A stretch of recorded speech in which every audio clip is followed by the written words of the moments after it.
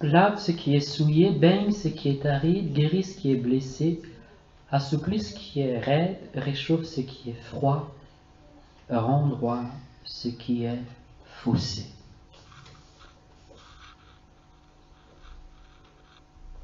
Avec ce que nous sommes en train de dire, vous comprenez que ne pas se percevoir comme un don de Dieu, c'est avoir en réalité quelque chose de faussé en nous. Ne pas capable de rendre grâce à Dieu pour ce que nous sommes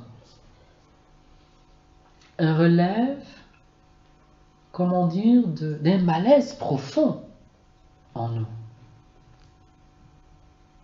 Malaise qui peut avoir, comment dire, plus une explication. On peut trouver même d'explications ce malaise. J'ai déjà tenté de vous en donner quelques-unes. L'homme est créé avec amour, par l'amour, car Dieu est amour, et donné à lui-même comme un don, un cadeau, un présent. Mais ce présent lui-même ne trouve tout son sens, tout son achèvement, tout son accomplissement qu'en aimant et en aimant de l'amour de Dieu, en aimant à la manière de Dieu. J'aimerais que nous lisions un petit passage de Saint Jean. Alors, dans l'évangile selon Saint Jean, le chapitre 1, c'est le prologue de Saint Jean, le verset 1 jusqu'au verset 5, ensuite le verset 18. Au commencement était le Verbe, et le Verbe était auprès de Dieu, et le Verbe était Dieu. Tout fut par lui, et sans lui, rien ne fut. Ce qui fut en lui était la vie.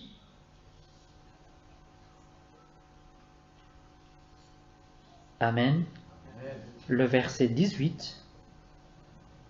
Nul n'a jamais vu Dieu, le Fils unique engendré, qui était dans le sein du Père, lui l'a fait connaître. En Dieu, avant toute chose, avant même que le temps ne soit créé, avant que les mondes ne soient créés, Dieu avait en lui-même la vie. La vie habitait en lui-même comme l'enfant habite dans le sein de sa mère. Mais s'il vous plaît, n'imaginez pas Dieu comme une femme en grossesse.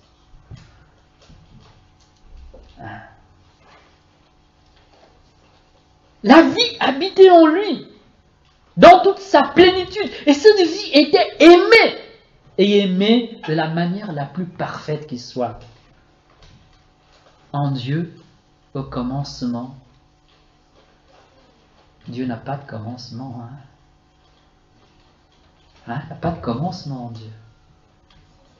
Ça veut donc dire ceci, qu'il n'y a pas un moment donné où Dieu a existé sans qu'en lui il n'y ait eu son Verbe, sans que n'ait habité en lui son Fils, sa parole, le Verbe, le Fils, la parole qui s'est faite chair en Jésus-Christ.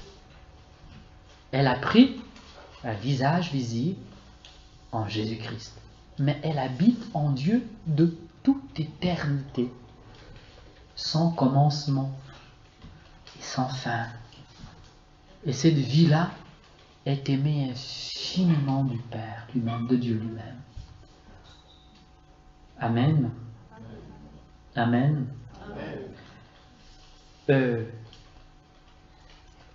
Nous sommes donc faits à l'image, comment dire, de ce mystère trinitaire, de ce mystère d'amour, qui fait que, en Dieu, le Père aime son Fils et le Fils aime son Père dans une communion j'ai envie de dire qu'il doit être le modèle de ce que nous sommes appelés à vivre. C'est là que se réalise notre humanité. Ce que nous sommes se réalise à proprement dit dans ce mystère de communion. Ce que nous sommes appelés à être, ce qui fait notre réalité la plus profonde, la plus originale, qui nous rend uniques dans toute la création, c'est cette capacité que nous avons à nous inscrire, à rentrer dans ce mystère d'amour et de communion. Je suis donc béni, non pas parce que j'ai beaucoup de pouvoir aux yeux des hommes. Je suis béni dans toute la création parce que contrairement à tout ce qui est matériel autour de moi, je peux m'élever au-dessus de moi-même, me connaître, m'aimer et aimer les autres et aimer le maître de toute la création. Je peux, par mon esprit, par mon intelligence, ma connaissance, m'élever vers lui et lui dire « Tu es mon Père ». Avoir pour lui les sentiments du petit enfant pour son papa. Il dit « Tu es mon Père ». En sachant que lui, en retour du sommet de l'éternité, le regard qu'il pose sur moi est un regard à l'image de celui qu'un papa pose sur son tout petit. Tu es mon fils bien-aimé. Amen. Amen. Amen. Alors, bien-aimé, ça, j'ai envie de dire, c'est notre appel. Voilà, la route que nous avons à faire. Voilà ce qui fait qu'en profondeur, nous sommes un don de Dieu. Mais il n'y a pas besoin de réfléchir longtemps pour se rendre compte que, concrètement, souvent, nous ne vivons pas de cet amour-là, de ce mystère de communion. La situation dans nos pays, parfois dans nos groupes, même chrétiens, parfois dans nos familles, nos foyers, n'est pas souvent, comment dire, ce reflet du mystère d'amour qui unit le Père à son Verbe dans l'Esprit Saint. Nous vivons, j'ai envie de dire, en dehors du chemin que Dieu nous a tracé. Alors, c'est là qu'il faut revenir à Monsieur Adam et à Madame Ève. D'accord? Vous les connaissez? Oui. Ce sont vos voisins, hein? Ah, ce sont vos aïeux. Hein? Ce sont vos parents, là. Hein? Adam et Ève. Ah, ils sont en nous, hein? Ah oui, ils sont en nous. Mais attendez, on n'a pas volé. Hein? Alors, Genèse 2.25. Genèse 2.25. Or, Adam et Ève étaient nus, l'homme et sa femme. Notez bien qu'il est dit sa femme. Hein? Ok? Et ils n'avaient pas honte l'un de l'autre. Si c'est sa femme, ça veut dire qu'il faisait ce que monsieur et madame doivent faire. Enfin, il faut qu'on soit clair. Hein? Donc le péché d'Adam, ce n'était pas d'avoir partagé le même lit que... C'est pas ça leur péché. Ok? Ben, vous savez...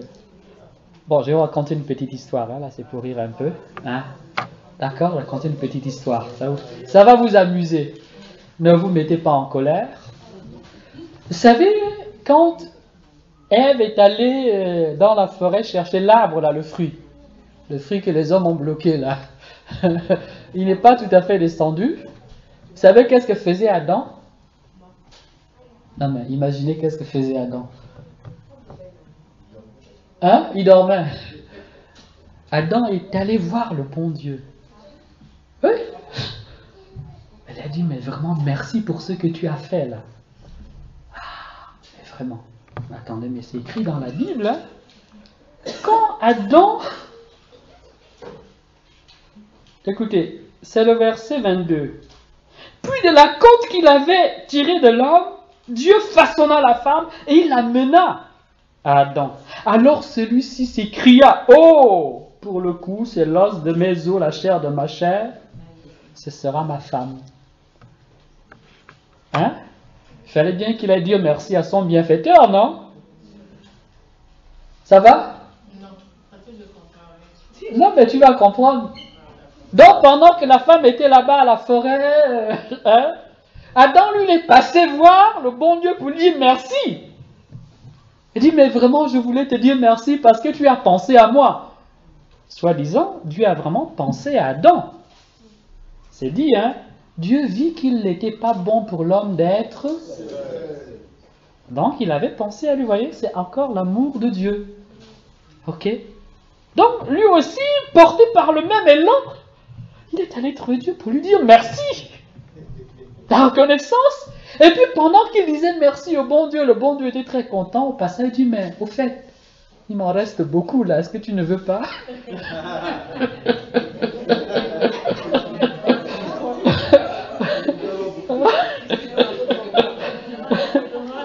Hein? Ça va les amis? Donc, Adam a dit à Ève, mais tu as pris une, mais regarde. Donc, comme tu as pris une ici, il faut prendre l'autre encore. Parce que ce que tu m'as donné là, c'est bon, donc il faut me donner encore beaucoup. Dieu a dit, mais oh, mais une, ça te suffit. Bon, le message est passé, hein? Ok? Mais je suis en train de dire que Adam et Ève ont péché. Un point trait. Ce que je dis là, c'est pas écrit dans la Bible, c'est une histoire inventée. Hein? Voilà. Comment? Non, mais ma fille, c'est pas ce qu'on t'a dit là. C'est pourquoi je précise bien que c'est pas écrit. Que c'est une histoire inventée. Mais pour te faire comprendre comment l'homme, petit à petit, a commencé à dévier de l'amour. Dieu avait dit, il les a créés avec amour, pour l'amour, et l'homme s'est vraiment mis à aimer sa femme. Mais Dieu a imposé à l'homme et à la femme des limites. Parce que nous sommes des créatures. Tu ne peux pas te mettre à voler comme un avion. Même l'avion est fini par atterrir. C'est pas ça? Tu as beau être libre, hein? Mais vous savez, même le sorcier du village, là, on a vu des gens, ils tombent du toit, ils parrainent, ne sais pas comment. Hein? Ils sont pas durs, hein? Hein? Et puis s'ils étaient si forts, là, pourquoi ils vivent dans la même misère? Hein? C'est des histoires, mes amis. Amen? La Bible dit que l'homme était heureux d'être avec sa femme. Amen. Et qu'il n'y avait pas de honte. Comprenez? Il n'y avait pas de malaise. Il n'y avait pas de soupçon. Ils étaient transparents l'un vis-à-vis de l'autre. Autrement dit, ils s'aimaient merveilleusement. Leur amour était quelque chose de beau, de merveilleux. Il y avait une transparence d'amour entre eux. Mais je n'imagine pas qu'ils se promenaient tout nus. Il faut lire la Bible de 1. Il n'y avait pas de honte. La honte, c'est symbole, comment dire, d'une espèce de malaise en soi. Ok. Mais regardez le verset, le chapitre 3, le verset 7 à 10. Genèse 3, 7 à 10. Elle prit du fruit et en mangea. Elle en donna à son mari, qui était avec elle, et lui aussi il mangea. Alors leurs yeux tous deux s'ouvrirent, ils connurent qu'ils étaient nus. Ils cousirent des feuilles de figuier et se firent des pagnes. Ils entendirent le pas de Dieu qui se promenait dans le jardin à la brise du jour. Et l'homme et sa femme se cachèrent devant Dieu, parmi les arbres du jardin, comme si on pouvait se cacher devant Dieu. Il y en a qui continuent à penser qu'on peut se cacher devant Dieu. Tu peux te cacher devant ta femme, tu peux te cacher de ton mari, ou même de ton voisin, mais on ne peut pas se cacher devant Dieu. La transparence est perdue. La peur l'un de l'autre s'est installée. Ok? Ils sont obligés de se couvrir. Le vêtement, c'est le signe de la protection. Mais c'est aussi également le signe de la honte. On cache. On a honte, on a peur. Ok? Peur de quoi? Peur ou d'être possédé, ou peur d'être méprisé, ou peur d'être rejeté, ou peur d'être abusé. En tout cas, le malaise s'est établi. Déjà entre eux, et puis entre les deux et Dieu, puisqu'ils sont allés se cacher loin de Dieu. Amen. Amen. Vous voyez que les deux qui s'aimaient et qui se recevaient comme le don de Dieu, le péché introduit en eux et entre eux une rupture, une brisure, une cassure, un malaise qui font que désormais l'amour est menacé, l'amour est en danger, l'amour est devenu même un danger.